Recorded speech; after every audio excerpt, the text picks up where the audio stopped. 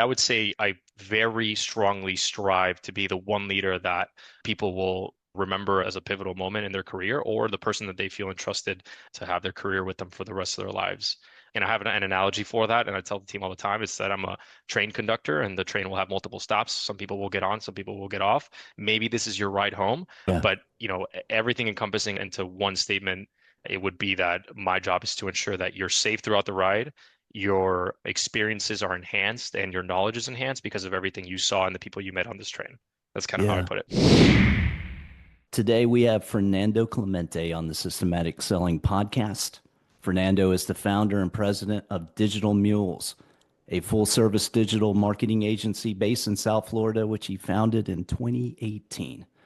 He has since grown his agency to 26 employees with a sales team of two, which includes Fernando as founder led sales with one other salesperson. Fernando is going to help us break down some strategies for selling high ticket B2B services like he and his team do at Digital Mules. So, Fernando, welcome to the pod. Thanks for having me, Sean. I appreciate that. Appreciate the intro.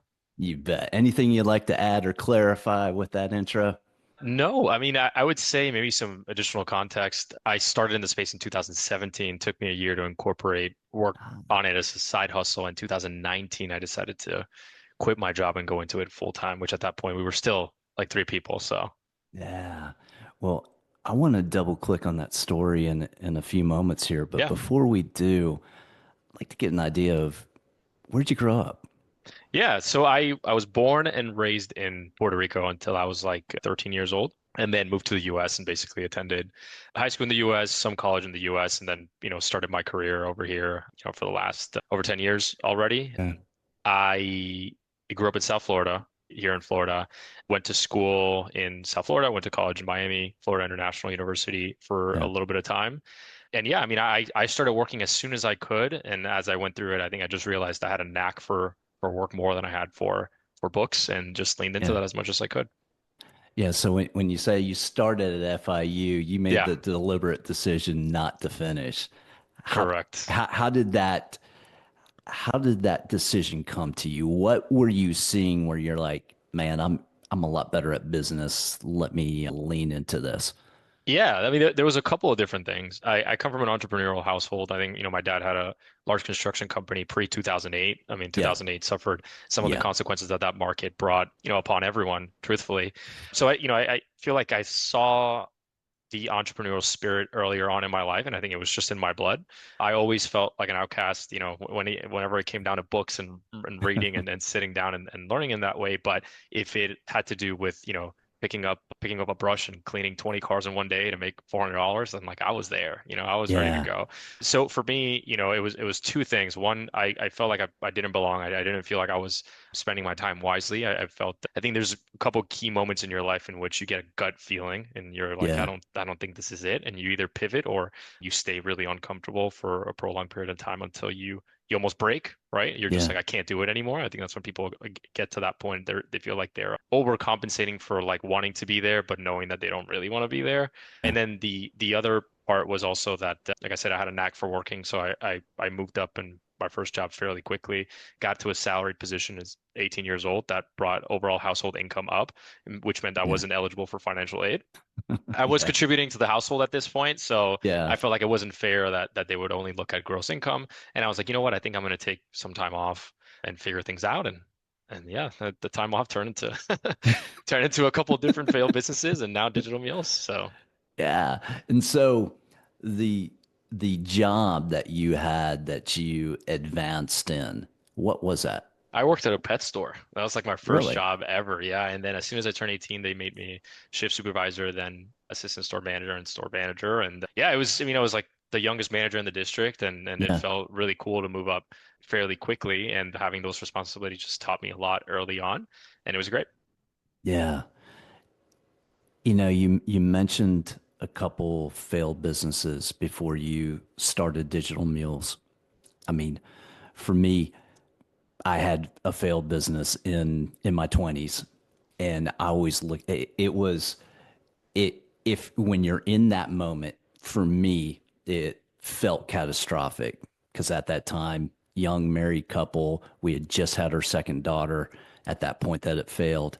But looking back, I look at it as all the money, all the debt that we got into, whatever it was to try to make that work was worth far more than any type of MBA or any type of classroom experience that I could have gotten because so much of what I have today in my business, the root of that, the core of that, I learned by just getting punched in the mouth in my Yeah. 20s. I don't know if you had a similar experience or what your experience was like and what type of businesses they were. Yeah, I mean, absolutely. I mean, I would say if it wasn't for those hard moments early on, I probably would not have found success early on in my entrepreneurial journey. Yeah. The first business was selling bracelets, like Buddha head and lion head bracelets and all this stuff. So, buddy of mine decided to start it and said, let's just do e-commerce and we could do, sales on there and we'll just market on Instagram. This is before Instagram even had an ads platform. They didn't even have Yeah. stories. Everything was in chronological order. So, I bought a camera. I did all the work for it. Like I said, I always had a knack for it. So for me, it Yeah. was like, I just want to figure it out. I remember buying like an $80 Walmart desk. I just had like an old laptop and Yeah. I just worked. I mean, at this point, I look back at it and I was like, that was probably not the smartest work, but I got a lot of work in, which I think taught Yeah. me, repetition creates knowledge. Knowledge creates pretty much confidence in yourself and confidence in what you're doing, and Hmm. confidence over time with hard work can yield results. And we basically worked on that. We had one batch that we sold pretty well because obviously friends and family are buying. They want to support your business. And then when we ordered the second batch of inventory, we're like, what are we going to do with all these bracelets? Could not sell Oh a single man. one after that. So, learn a lot from there. And I think that's where I kind of realized I was like, well, maybe something that has inventory just isn't for me. I think the play was so much larger than providing a service that I think I just started having more of a knack for services. Mm. For a short period of time, again, kind of like college buddies said, like, let's start a marketing agency. Fernando already has the camera, has some of the knowledge for business. I went out and did door to door, and that was grilling, and I think that taught me a lot. And also walking into a business, talk to a business owner when you're 18 years old, and you're trying to tell Yeah. them like, hey, I can help you sell more. They're like, what do you know about business, right? Right. And I think that also it was hurtful in the beginning, right? Because you have all the right intentions to move them forward, but I think that kind of fuels you to say, well, if I had undeniable knowledge, then there's no way that I could be denied whenever I come in and I try to sell them. So that taught me the part that I was not able to flourish through the education system. For me, it Yeah. was more like, well, now I need to spend time reading books and gaining knowledge so that I can apply into the business world. And Yeah. and that honestly made me a lot more disciplined because I started reading a lot of development books so that I could understand my position further and business owner's position further. And then we had do you know what Matterport tours are? Like I don't. so if you go to apartments.com and you can walk through an apartment virtually, like Yeah. 3D tours. So Yep. we had one of the first cameras in South Florida. This was, 2015, 2016. So 10 years ago, give or take. And we would do pictures with the camera I had already had before. Then we would do the virtual tours. We bought a drone and we would do, drone videos and drone pictures. And we basically started building a Rolodex of realtors. We're affiliated with the Miami Association of Realtors. We would go to the events, we would market ourselves, network as much as possible. We had this like VR headset where you could do walkthroughs. This was 10 years ago, I was right? about to say Now, early days, yeah, man. now it's like, this is normal, but we had like a Samsung phone we bought that you could put into this handheld Yeah. headset. So that was really cool, and we got to do it for a little while. And then the labor was really intensive, and having a full-time job plus doing that was near impossible. And then I went through a couple different jobs. After the retail job, I actually went to work for a major bank, and I was a personal banker, then business banker, and then Hmm. I loved dealing with businesses. They were trying to push me to go into brokerage, so like wealth management, and then I was like, no, I really want to be with businesses. And Yeah. then I ended up selling that business to the previous owner, so I just sold my shares in it and went to work for an insurance company. I was an insurance underwriter for a couple of years, privately held company. I mean, one of the most beautiful cultures I've ever experienced. Really. And what I got from that was just inspiration. A lot of people just wanted to move up the corporate ladder and get to senior positions when I really just wanted to be part of the ownership group. I think for me, it was just I want to grow a business. I don't want, I don't want my work to be almost like a ladder. I want to be able to set my own parameters and set my own ceiling and then go at it Yeah. and relentlessly count on myself to make the right moves and move forward professionally. And then while I was working at that company, I remember speaking to the president of the company, and he gave me a chance to work at that company, and I was like, hey, I'm sorry if I'm letting you down, but I don't want to work here anymore. Like, I want to do what you do. And he was Yeah. like, well, it's people like you that keep my fire going, and I wish you the best. It's great. Fantastic. Yeah, so Yeah. that's kind of that gives you kind of like full encompassing pieces of all the businesses that kind of gave me some experience. And then throughout that, if you just look at this is something that's really interesting because obviously I had no idea what I was doing at the time. I just wanted to get the best job ever. But I Yeah. had retail management for understanding inventory, staff management, being a manager at an early age. Then I went Yeah. into finance and basically dealt with business owners for the most part, local business owners, so small, Right. medium enterprises, and then Yeah. went into insurance and saw what businesses work and what major risks are carried within businesses. So all that kind of played a role in my head, and I was like, oh, I think I know what I want to do. Now, I want to double click on something. You mentioned at that insurance company how the culture was like nothing that you could have imagined. What what are specific aspects of that culture that really struck you? The vision, mission, values, the way the people operated. Kind of describe what that culture was like and what drove it from your perspective. Yeah, well, I think the benefits of that idea overall, I only had two other examples to compare it to, and they were very much corporate structures. Both were publicly traded, large companies that really Yes. cared about production and revenue and bottom line driven KPIs. And then I get exposed to a company that's 500 employees instead of tens of thousands, and people first. This really comes down to the team and also comes down to the clients. People first. That's it. They care. They show you they care through action, and that's what makes a big difference. Yeah. How have you seen that translate to what you're building at Digital Mules now that you had a chance to build something from scratch? Yeah. Well, I mean, obviously I'm biased, but I Yeah. love the culture that we have, and we do a consistent survey for all of our employees to rate the satisfaction of their position and how they are, and they can provide transparent feedback. These can be left, with or without a name, depending on what you want to do. They're all divided into different categories, and the categories are rated 1 through 5. And then anytime we send the surveys out, we can obviously see if we're improving by half a point or a Yeah. full point based on averages. But the way that I look at it is if someone would have given me a strong enough platform for me to grow that had the right amount of fulfillment against the right amount of challenge, I'd still be at that company. And not that the previous company didn't have it, it was just in a field that I don't think I was too passionate about. It's very much numbers work, and for me, I love interacting with people. I love solving problems, especially hard problems. I love getting creative with those, and I do see myself as somewhat of a creative person. I feel like I'm more of a business person in the creative world, and Yeah. and it does speak to me. So I like doing things like creating brands and creating advertisements and creatives that can yield results because I think Yeah. that's just it's beautiful to see it, especially when it clicks and it works really well for the benefit of the client. But I would say I very strongly strive to be the one leader that people will remember as a pivotal moment in their career or the person that they feel entrusted to have their career with them for the rest of their lives. And I have an analogy for that, and I tell the team all the time, is that I'm a train conductor, and the train will have multiple stops. Some people will get on, some people will get off. Maybe this is your ride home, Yeah. but everything encompassing into one statement, it would be that my job is to ensure that you're safe throughout the ride, your experiences are enhanced, and your knowledge is enhanced because of everything you saw and the people you met on this train. That's kind of how I Yeah. put it.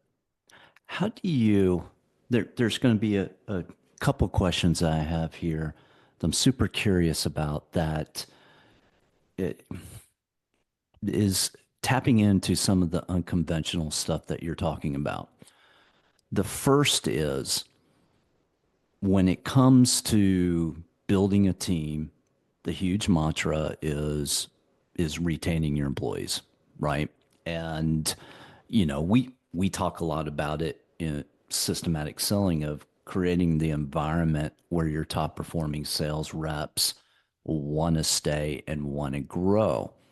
At the same time, you had that experience in that previous job where you had the opportunity to talk to the CEO. You told him, "Look, I'm leaving." He goes, "Man, this fires me up. This is why I'm in the game."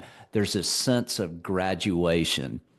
And so how do you balance as a business owner in your mind the mindset of we need to retain, and at the same time, it's good that sometimes we graduate. How do you balance that and keep from having a chokehold?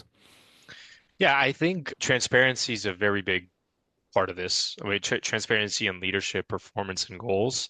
I think every leader will always have to work on improving the value of their product, their company, and their team. Yep. And there's a balance to that. And I think that ultimately, whenever you're part of a company, compensation is always a factor in there. And I think that for me, what's helped out a lot is I'm very transparent about the numbers and the categories in which expenses are being classified under. I show that to the Mhm. team. I show them where we're headed and where we need to be if we want to have compensation increases, new resource introduction, if we want to have, other seminars and, other pieces that, are definitely part of the feedback that we get that we need. I'm very transparent in showing, hey guys, when we get to this point, all this will be unlocked. This is everything that we're doing. Until Yeah. then, we have to grind. And Yeah. and in between that, also speaking directly and transparent with them and saying, what are you passionate about? Right? What I said earlier, right amount of challenge against the right amount of fulfillment. Whenever you have an imbalance there, like if it's not enough challenge and no fulfillment, you're not going to get the best work out there. But when they both meet and it's not like overly stressful to work on what you're doing and the workload is not overbearing, you want to have a good understanding of what are average numbers as far as production goes and where does each team member land and how do you get the most out of their skill set, their strengths, and how do you complement their weaknesses with, other departments, other products, other tasks. So And if I'm hearing you correctly, I'm thinking that the deciding point of where you shift from retention is good, which it is when there is that alignment between their performance and their fulfillment, that there are situations where, like you were in that previous job of you were performing, but you didn't have the fulfillment that you thought you would get by going out and doing something else or doing your own thing. And that was the point of graduation for you. That is that what you would see in your own culture? You want to create these opportunities for fulfillment, but if there ever becomes that where, hey, I'm doing this, or maybe I'm not in the best role that I am in, you know, but I feel great about being here, but I think I'd be fulfilled if I did something else. Walk me through the psychology of that just in your own head, and it helps all of us as business owners yeah, see what that is. yeah, I mean, sometimes some of those things are inevitable. And I think that you want to do the best job that you possibly can to Yep. keep that conversation door open and that transparency door open. Yep. And hopefully you can understand the trend early on and you guys can transparently talk about it early on. Yeah. I think the culture that we currently have is if that is the case, that's perfectly okay. We all have Yeah. different stages in life, and Yeah. you can't take that as something personal, but you can There plan you go. for it and you can Yeah. work on it together. And I think from a collaborative approach, I mean, you never know the way that the world moves and the way that things move around. I don't believe in burning bridges. I don't believe in ruining your reputation. I mean, I'd Yeah. much rather swallow my ego and pride over anything else and Yep. try everything possible. I like sleeping with both eyes closed than just saying I did everything right by the client. I did everything right by our team. If it didn't end up working out, it wasn't meant to be. And at the end of the day, all you can do is plan for that accordingly and learn from it from Yep. both parts of the party. For them, hopefully that gave them a look into what they really want to do. And if what I Mhm. did was just shine some light in what they're truly passionate about, that's going to give them the right amount of challenge against the right amount of fulfillment, then I'm very happy with that, right? As the train conductor, as the person that's helping them get to their destination, I'm very Yeah. happy with that. But ultimately, I think that as a leader, you have to do everything in your power that whenever someone showcases dissatisfaction, I mean, I think it's a very rare case in which someone tomorrow they're like, I'm done with this. I don't want to work here anymore. I think if someone reaches a point where they quit on the spot and they're just done, there was probably multiple steps along the way that veered things off. Into a new direction that was not where you intended it to be. And if you didn't step in early enough, then essentially they're going to be in a completely different destination. Yeah. Sometimes for me, I think, for business owners, we sometimes have to work some crazy hours and, Yeah. sometimes it includes late nights. If I see someone online, I'll usually ask them what they're doing. Yeah. And I usually try to figure out and say, well, listen, you wrap that up and get off, or hey, this can wait till tomorrow. And typically, to their benefits, a lot of times when they're taking time off, they're trying to get ahead on some of their work, things that make sense.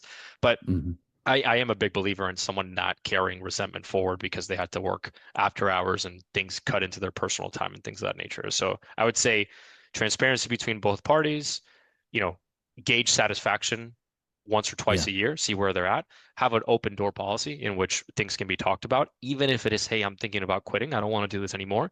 It is a hard conversation, but it's not a bad one to have. It's better to have it earlier than later. So,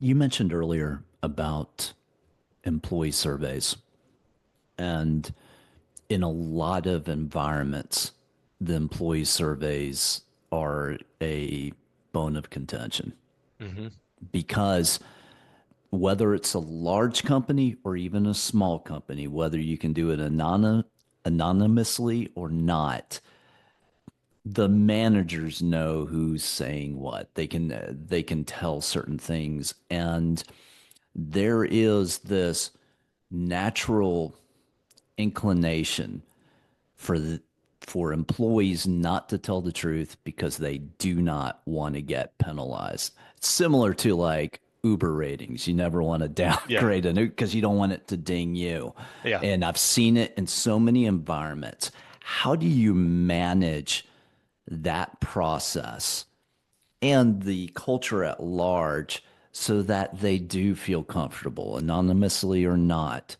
to share feedback, sometimes even candid feedback for the improvement of the organization without fearing being penalized?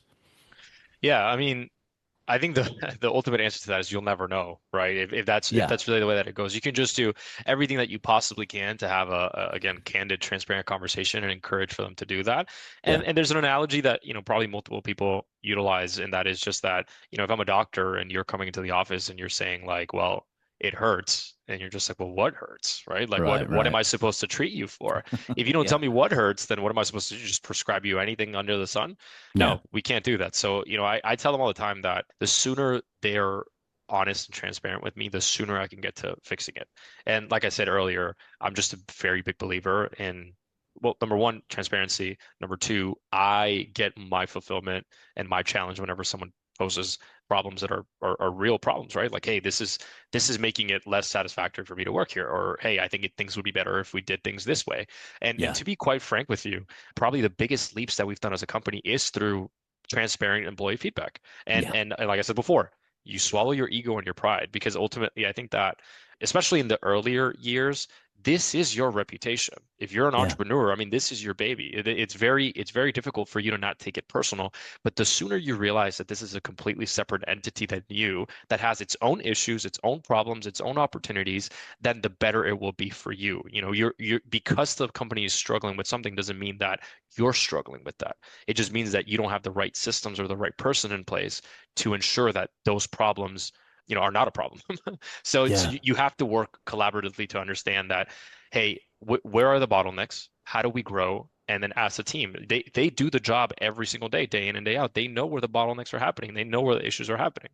So yeah, I hope that answers the question. I mean, it's more you never truly know, right? And people will end up moving into different career paths, and sometimes they won't have explanations for you. But ultimately, all you can do is have that communication line open as much as possible, encourage it as much as possible, take action. You have to take action and fix the problems that they're actually voicing, or at least, put them into a priority list and say, look, we're going to tackle these first. The next, we'll see when we're going to work on them. They're still priority, just not as high as a priority. And then, you know, basically let the team know that moving forward is a collective effort between everyone and everyone's feedback. And the sooner that they can bring up whatever is holding them back, the sooner we can get to moving forward. that answers my question perfectly. And if I'm not behind the scenes there, but what I observe from what you're articulating, if you're already practicing a level of transparency where on a day-to-day basis folks can provide feedback and be heard without being penalized or being told, hey, get with the program, stop being negative and things like that. If on a day-to-day the culture is like that, then you can imagine how more often than not you're going to get more honest answers on those feedback surveys versus environments that can be highly territorial, highly political, that's where you would see self-preservation come in. From what I'm hearing from you, and again, yes, you're the owner, so you see it a certain way, but from what I'm hearing from you, at the very least, that's the tone you're trying to set is that openness to hearing the candid feedback from making Yeah. positive change. Yep. And not only for the company, but for you as well as a leader. I mean, sometimes, like I said, you have to swallow your pride and say, what am I doing wrong? How can I be Yeah. a better leader for you? And I've had those moments, just so you know, and they're Yeah. not easy. But you have to approach them that way. I think that you also have to make it easy for those conversations to happen. Any sort of team building exercise or team building moments that end with a very positive and honest feedback session can Yeah. only help, your end mission. And your end mission is that everyone's on the same page, right? So Yeah. so the more you can get out of everyone in terms of transparency, expectations, and where they want to be and how they want to get there, the easier it will be for everyone to be on the same page and make progress together. Now, take us back to when the idea to start your own company that you Hmm. would then brand as Digital Mules. You said it Hmm. was a side hustle at one point.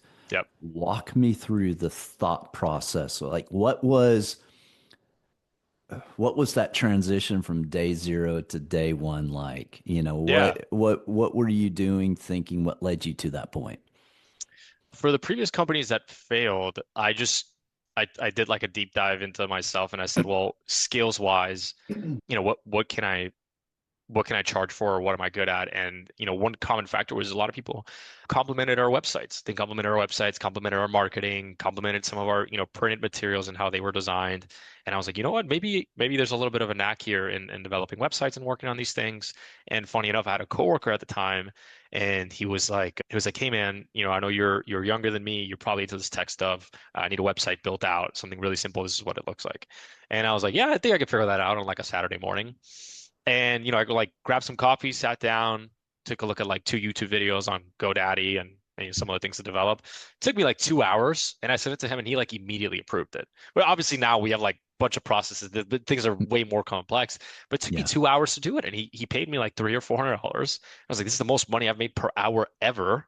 Yeah. So maybe this is one of the things that I can start working on, and then slowly as I honed down my skills and got better and actually was able to prove results and tangible, outcomes, then I was able to slowly raise the prices and standardize it. And then obviously as we got bigger, there's more overhead, there's a more streamlined process to reduce friction when it comes down to development and things of that nature. But that's kind of how it started. I would say day zero was more like, I know that I can do websites. Let me see if I can sell more websites as I work part-time and ask for referrals and try to keep growing. And So then you at that point you were like a freelancer. yeah, You definitely Yeah. freelancer, Yeah. 1099, just get paid for those one-time projects. Yeah. And then the opportunity came about that the same clients would call back and be like, "Hey, I need this," or "Hey, I need that. Do you know anyone that can do this? Do you know anyone that can do that?" And they all slowly started pointing towards social media. I would say social media, design, printed materials, all those pieces. Yeah. And, but then basically the pitch itself became, "Hey, I could do your website. And I can also do these things for you. If you want me to do those things for you, like monthly engagements, I can bring the website cost down, fairly aggressive because I just really wanted more monthly recurring revenue. And this is really when I was thinking about like, I don't want inventory, I want service-based revenue, and the service-based revenue should be on a monthly basis and a recurring basis, so I can have foreseeable and forecast cash flow in a more predictable way, so that I can Yeah. improve products and grow quicker. Through that process, I was also introduced to merchant services, so payment processing. One of our first industries was restaurants, just through family ties and friends and family that I knew. So I had their merchant services, did their website, did some of their marketing, and the merchant services with the payment processing, you get points on their transaction. So, it could be 0.25%, 0.10%, depending on whatever Hmm. you were getting on that. It is recurring. So every month, I would just get new money in the bank account that I could deploy into, figuring out how I was going to either acquire a customer for a better price or double down on marketing and networking opportunities. Yeah. And so when you started out as a freelancer, how did you get your first customers? Were they just people that you had already known and they came to you or what? Yeah, that's definitely one way of looking at it. Like I said, I was always very business oriented, and I just went to anything and everything that was business like, because it doesn't matter what it was. So I went to probably one too many meetings for what's known as pyramid schemes. So Gotcha. Yeah, yeah, yeah, I went to a lot of these, and I would just yeah. sit there and be like, how do these even work? Like I was just like, this makes no sense. And one of the first things that they make you do as when you're a new person is write down every single person that would benefit from this product. Uh-huh. And I sat there and I was like, there's something to learn from this, right? Who can I service? Who Yeah. can gain value from what I'm doing? And I'm going to give them a really, really great deal. Yeah. So yeah, it just, I never joined any of them. I think I always like, yeah, Uh, yeah, okay, yeah, I hear you. I get it. So, but I took that principle You're from so there where I right, said, though. Yeah. yeah, what are 10 people that can benefit from the service? I made calls, I sat with them, I did stuff for free, I did stuff for super cheap. I mean, there's things that I was doing back then for a price that I have no idea how I did it, how I Yeah. made it work, how I made, ends meet. But yeah, that's kind of how it started. So, Yeah. And just to hit the pause button for our yeah, audience, there are sometimes, whether you're starting out or you've been in business, but you're experimenting with a new product and yep, things like that, and you're testing the market out there. What Fernando has just talked about, that can be a common process. You are literally out, you have no idea what the price this thing at, what the market will bear. You can chat GPT it all day long, but people buy, and you got to run those experiments. And sometimes you'll be underpriced, you don't know where it is, you overprice. But the point is, as Fernando just described here, is you, you keep the wheels moving. It's easier to steer a moving car. You can redirect as you get more knowledge. And Fernando, appreciate you telling that story, because that's huge in getting those initial sales. for sure. You can map out the greatest go-to-market strategy, but sometimes it's just grit and hustle, Yeah, man. 100%. So couldn't agree more. Yeah, you get punched in the mouth there. So you start out as a freelancer, you then go, okay, I'm going to build this into an agency. Hmm. What made you decide to do this? Because I'm gonna ask this question in this way, because there are people, myself, I was that way, of, what, maybe it makes more sense just to be a lone assassin, and I don't have to deal with employees, headaches, things like that. And it took me a while to break that mold. It doesn't sound like you had that issue, because you did it pretty, not too long after you start. So walk me through that process of what you were thinking there. Yeah, I mean, I think I would have made way more money if I did it as an individual, contractor and I just did all the work myself. Yeah. But it really comes down to my experience with the previous company I worked for. I was so Mm, inspired on building something that I was really proud of and creating platforms that people could grow into careers. And we have people that have gotten married on our team, that have bought their first house, that share what they're up to. So every Monday a question goes out from our one of our assistants, and she says, hey guys, what did you get up to this weekend? Or tell me your favorite song, tell me your favorite movie. This goes out every Monday, just as a culture building thing, and just seeing what everyone is doing, and we all share one mission in common to yeah. help businesses with long lasting strategies that will yield results over time, and we're all in this boat together. I get to see this grow. They wouldn't have had this opportunity if it wasn't for me taking the leap, and we wouldn't be here, or we wouldn't have made it this far if it wasn't for them. So it's this really, beautiful, cohesive relationship that I'm very proud of. And I would say that's where my fulfillment and my challenge comes in, is how do we keep elevating this company to new heights while also making your position more valuable and our position in the market more valuable. So I would say that, if it wasn't for the fact Yeah. that I got introduced to that company and I saw what they did, and the lives they were changing. There were people there that they were going through a hard time, and next thing you know, next month this company was donating a couple $1,000s to help with their hard time. And I was like, where else would opportunities like this showcase that humans care about humans? And to Yeah. me, that's what I wanted to do. And I was like, I need to do that, and there were times where, I made very little money, that I had to live back home. Thankfully, I say thankfully now, but I got into a car accident, which basically that took care of one of the liabilities I had with car payments. And I was like, you know what? I think this is a sign from God that I should quit my job and go 100% into entrepreneurship. So Yeah. there's multiple pieces in which, things changed around. But I would say that for me, it was very evident that I wanted to work with people and help people develop themselves, and showcase that, like, hey, one person can create a platform that you can come in, pull your weight, and take us all together to new heights with our collective effort. So I think that's what it was for me. It still Yeah. is. It still is. Yeah. I imagine it's a powerful motivator. see the Yeah. impact you're making on people's lives because it's not just direct with the employees, right? Yep. It's everyone that employee touches, the folks Yep. at home in their communities and everything else. Yep. So that's that's that's powerful and it's inspirational. The the thing that I'm curious about is, you know, you, you mentioned that you had this car accident and there were, that was a transition point or a pivot point for you. When was that accident? And at what point did you go, okay, we're going to build an agency here? How did that impact you? It's like 2016, 2017. Okay. So like 2015 or 16, I had the side business. I had a full-time job.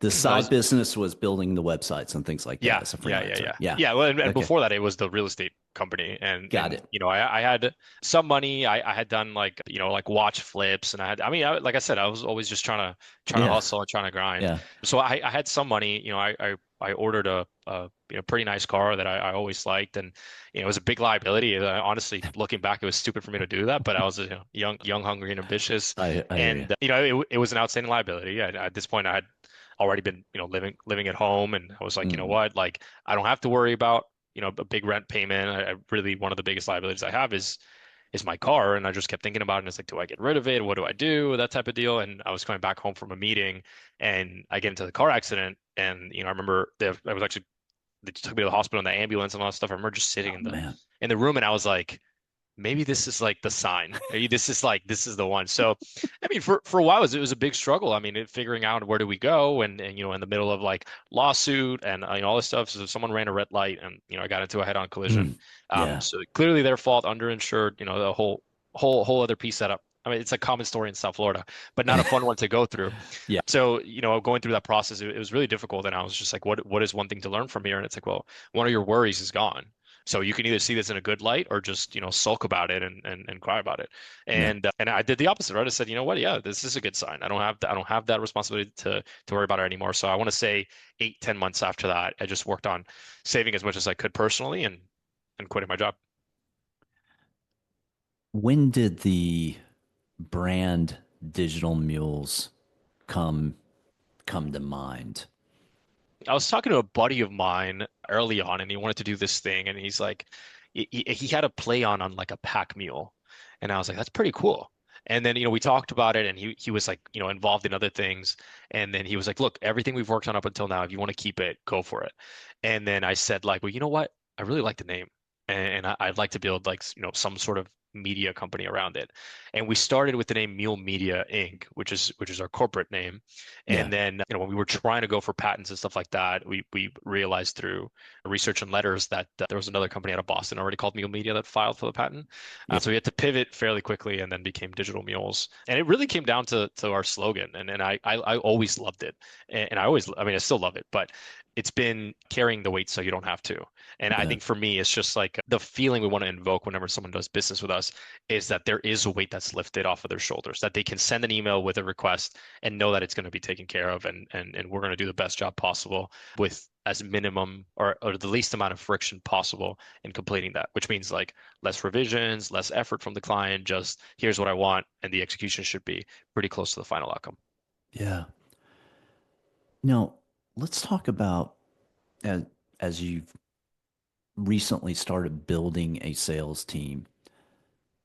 Typically, the mistake I see companies make or founders make is they hire a sales rep too soon before the founder has hit a certain stride with founder led sales and gotten to the level where they can, number one, they have systems in place and a process that can set up that new hire for success. And number two, they can afford to pay a rep in a way that you can retain them.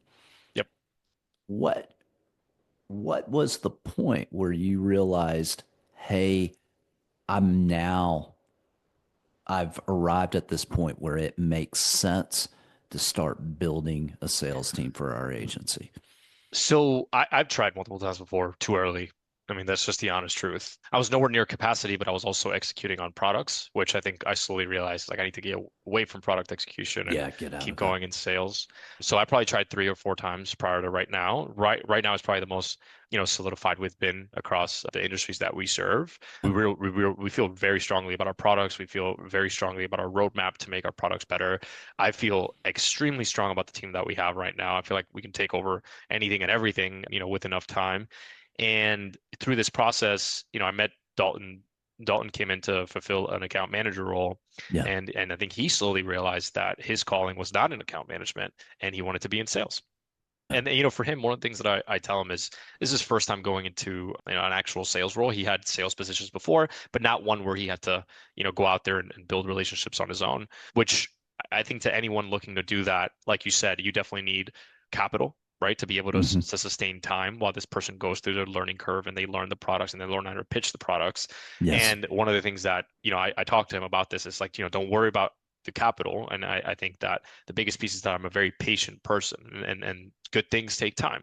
So Hmm. there's a part that when you start differentiating yourself from the business and you start understanding that this isn't again about you, this is about the business as its own entity and it needs to be able to Yeah. survive, grow, and retain on its own. Something that I spoke to him about was, well, I don't want another me, right? I want you. Like, what do you have to bring to the table that I don't currently bring? Because I know where I can take us, and I know where a second one of me can take us. But I'm not looking for a copy of me. I'm looking for someone that can develop their own voice within the organization to reach the level that you want to get to. And when we talk goals, I tell them if you want to get here, you have to earn it, right? The confidence has to come, the results have to come, the execution has to come.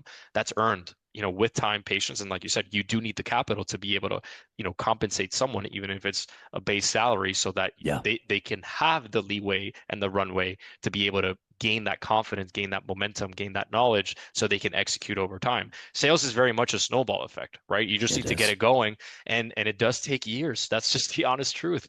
It is at times it's grueling, it's boring at times. It's an up and down, but ultimately you have to do it for a prolonged period of time for you to get better at it and for you to gain internal knowledge and confidence as you see your results come up. What I love what you just talked about there, it was the patience. There were a number of things I loved. But would start off with this though, the patience up front of knowing what you're getting into. I can tell you when I walk into situations where things are not right, when the founder is hiring sales reps, is the impatience of, hey, this I had no problem selling. I was willing to put in all the hours. I know how to grind and I built this business from scratch. I'm hiring this person to sell. That's what I'm paying them for. Oh, what's the point of this patience? Okay, yeah, learn the product and so forth. But come on now. So how did you come to the terms? Because you had you'd already built a multi-million-dollar company on your own doing sales. What what led you or instilled in you that idea of patience that if I truly want to develop a sales team, I've got to have some of this patience? Nothing happened overnight for me, and I think that through the process you get impatient and you get things get really like personal, like you get an email at 10 p.m. and you're just like, I need to get to this immediately. I Yeah. think my wife played a huge role in this as well, just reminding me to Yeah. obviously be present. And I think that you need to figure out how do you enjoy life through that process because it's a long, grueling, sometimes boring, difficult most times. Majority of businesses fail, right? Within the first year of trying to get going. So I think ultimately when you sit there and you think about it, if you have all of the right intentions and you're testing new strategies and you're pushing yourself out there and you're actually putting in the work, then all you really need is time.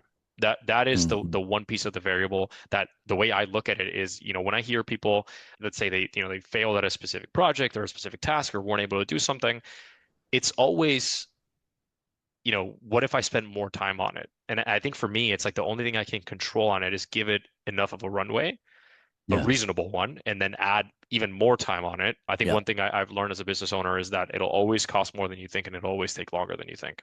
That's All the time.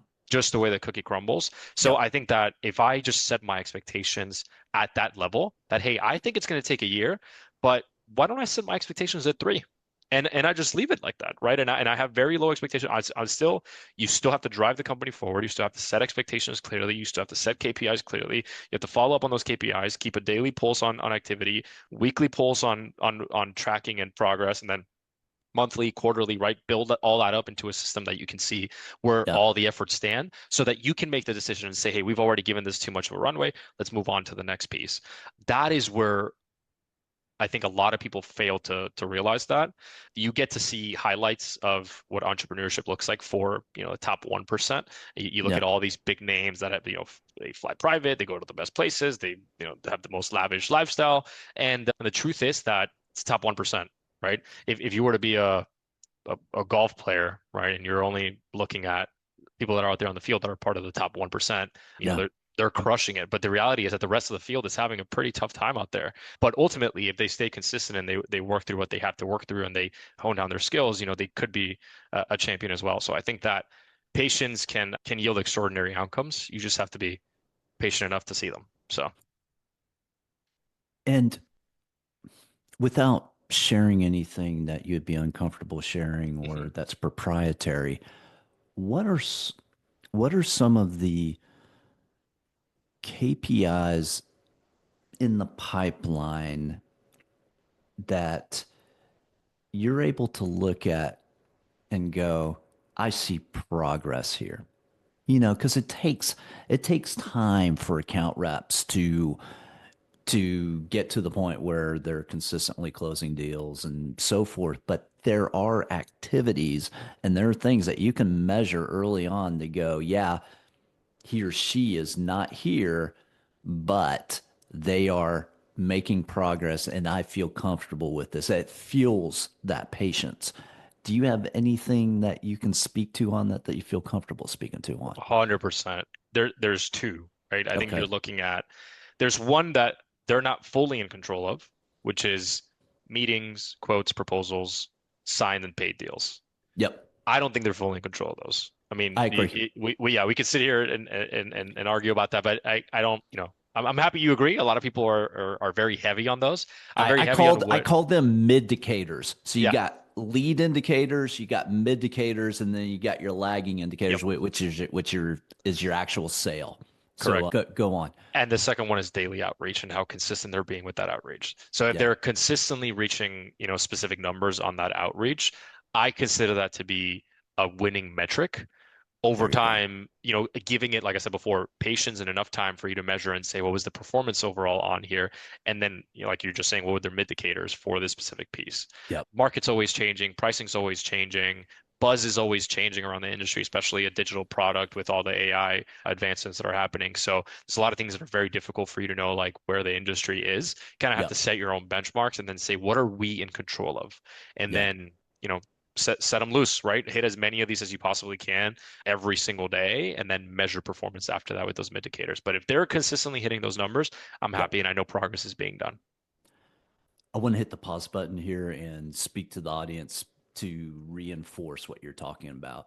So, what Fernando is talking about here is looking at your lead indicators, or what you call that tip of the spear, and that's your daily outreaches. Anything that is in direct control of you or the rep to do. And then everything else is a cascade conversion effect of that initial action. So the way we talk about it at systematic selling is we talk about touches per day. What are the number of touches per day you need in order to hit your numbers downstream? And that's exactly a similar concept that Fernando is talking about here with outreaches, because the way we look at it in our business systematic selling is you've got your touches per day. Certain number of touches per day will lead to one-to-one meetings. They're not formal discoveries, just get to know you. And then one-to-one meetings, out of that there's a certain percentage that will become prospects. These are people that express interest. And then from prospects, you have the discoveries. And then from discoveries, you present your proposal, you submit it, you convert that, and you got the sale. Everything runs down to a line, but nothing happens until you do your daily outreaches or your touches per day. Anything you want to add to that, Fernando? No, that's it. I think also reminding your sales team that it takes time and they just have to stick to it. That's it. Always be honest, lead with transparency, and never sell a product that you wouldn't use yourself. I think an underrated piece for sales that a lot of people don't pay, in my opinion, enough time on is that you have to create the most valuable product possible, product or service, right? Yeah. Ultimately, it should be very easy to sell the product. It should never feel like you're forcing someone into buying a product. They have a Mhm. need, you have a product that should be good enough to solve that need and solve that problem that they have. Your Yeah. sales team, all they are doing is problem solving for them and matching them to the right Yeah. solutions. So the more time you spend on product development and making the product better and understanding what your clients value from a perception standpoint, the idea is that every quarter, every year, your product becomes increasingly more valuable so that you can increase your pricing as well based on what the product is valued at. So if you're selling a product that's worth $3,000, $5,000 a month, then the client should feel like they're getting $6,000, $7,000 a month worth of services, whether that's through direct revenue, time savings, or just overall perception in which like I value that at this specific stage because of what I get back for it. You know, what you hit on there is what's so important for the founder in creating an environment where sales can flourish because it is actually delivering on the promise that the sales rep is selling. That is absolutely crucial. Because another area where I see in dysfunctional companies is you have sales reps that are selling, but then they are getting their heads knocked off during implementation or after implementation because the company is not delivering. And it is so important to keep in mind that sales isn't just sales. Sales is how you run your company and how you deliver products and services to the client. Yeah, it's a very, very big piece. And I think that if every so often you're not just getting a random referral from one of your clients, I think your product could be better. Now, something that's unique to your business as a marketing agency is that you are selling something that is not a tangible product. I mean, you're in some ways it's not just a cookie cutter box thing. You are selling a service that's tailored to a specific need, and there's certain challenges to that. How do you work through those challenges to where it's not too complex for the sales rep to sell it? Yeah, I think I'll go back to the value that I mentioned about the previous company that I worked at, and that is people first. What does your client care about? What's important to them? What's the urgency on solving the issue? Yeah. What can we do for them, even if we're calculating for worst case scenario? Set the expectation correctly and execute. So I think ultimately it really comes down to what is the highest priority problem that the client wants to solve? What do they value? What's their expectation? Are we aligned on all of that? Can we truly help this person? Let's go for it. Yeah. Do they agree with the price? Any advice you have for other founders in a similar stage as you? I would definitely say always make sure that transparency is a value that you keep in the forefront of your mind through every aspect of you do business. So the way that you talk to your team and present things to your team, the way that you talk to your clients, the way that you speak with leadership and just be very open about these things. I think that the year where we actually decided to start showcasing and saying, look, this is where we stand on everything, revenue, expenses, P&L, cash collected, liability, I mean, everything. It's the year we doubled our growth, right? Everyone is on the same page. So I would say that. I would definitely say don't be afraid to ask for feedback and sit down one-on-one with direct users of your product. And then don't be afraid to ask for direct feedback from your team, especially if something is just not sitting right, or maybe you feel like your expectation is too far-fetched. You have to sit down with your team, have those hard conversations and do it often. I mean, not every day, but definitely give some time to see changes that you implement take effect, measure, come back and have the conversation again. How long ago was it when you essentially opened up the books and created that you doubled your growth year over year? I think it was 3 years ago. Yeah. So yeah, I mean we've crushed it every year after that. So hopefully this year too. What was the impetus? Did you read a book? Did a mentor say something to you, or was it just a revelation to you as you were just thinking? Yeah, it was a combination. I mean, I definitely say number one was a mentor did advise for me to do that, and it's the same president for the previous company. Still have coffee with him up until this day, at least That's once a great, month, and man. try and get out there, play some golf, and talk some shop. I mean, I probably am not able to put into a balance, how much his advice has weighed on the success that we've had. And then the second piece, yeah, I read The Hard Thing About Hard Things by Ben Horowitz, and I just think that there was a lot of key moments in which, he kept his team in constant know of what was happening. And I think the Yeah. weight of each situation is understood so much better by everyone when they know what's at stake and they know what's happening. And yeah, and I said, let's try it, let's do it. Let's show the team where we're at. Let's set the expectations correctly and be realistic on where we want to be. We put everyone on the same page, and yeah, we've beat our goal 3 years in a row. So, or 2 years in a row. Yeah, that's awesome. Hmm.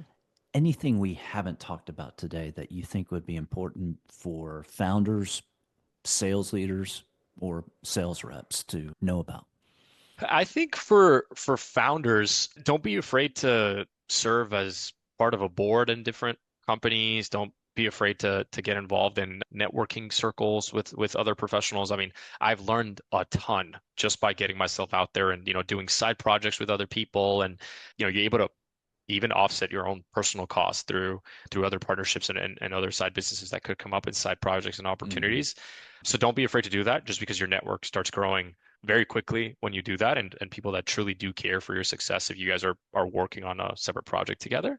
Yeah. Then I would say for sales reps beyond patience, find other hobbies, find other things to do in which you can bond with other professionals. This could be golf, pickleball, local league, for anything. Just get out there, meet people, shake hands, tell them what you do, show them what you do. Where can you provide value, even if it's for free? Like I said, serve on advisory boards, serve on committees. Like just try to get in and get your name out and provide value as much as possible.